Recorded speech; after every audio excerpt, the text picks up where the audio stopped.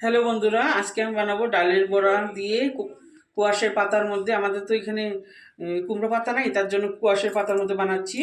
এই যে ডালটা ভিজিয়ে রেখেছিলাম, ডাল বেটে রেখেছি, পেঁয়াজ আর কাঁচা লঙ্কা কুচানো আর পাতাটা ভিজিয়ে রেখেছি। এখন ঠিক করে দেখাচ্ছি আপনাদেরকে। কুয়াশের পাতা দিয়ে দিচ্ছি ডাল বাটার মধ্যে, দিচ্ছি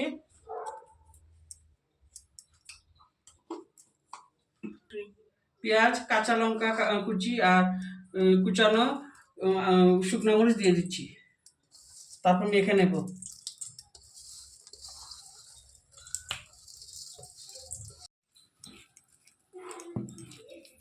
এখন ডালটা মাখার পরে কুয়াশের পাতার উপরে দিয়ে দিচ্ছি।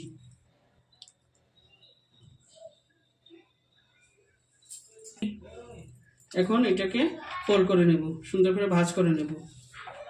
এই দেখেন কেমন করে ভাঁজ করছি,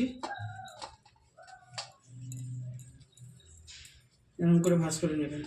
তারপরে এটাকে পিঠেলে দিয়ে দেবো। চালের গুঁড়ি দিয়ে দিতে পারেন, বেসন দিয়ে দিতে পারেন, দেখাচ্ছি।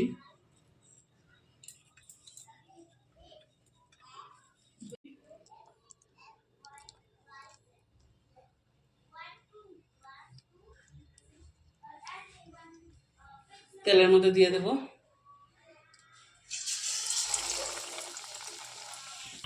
এক এক করে সবগুলো দিয়ে দিচ্ছি। এখন নামিয়ে নেব। লাল লাল করে ভেজে নিয়েছি, এখন নামিয়ে নেব। ভাজা করার পরে এরকম হয়েছে। আপনারা এটা গরম ভাতের সঙ্গে খাবেন, ভালো লাগবে। আর ভালো লাগলে কমেন্ট করে জানাবেন। Thank you.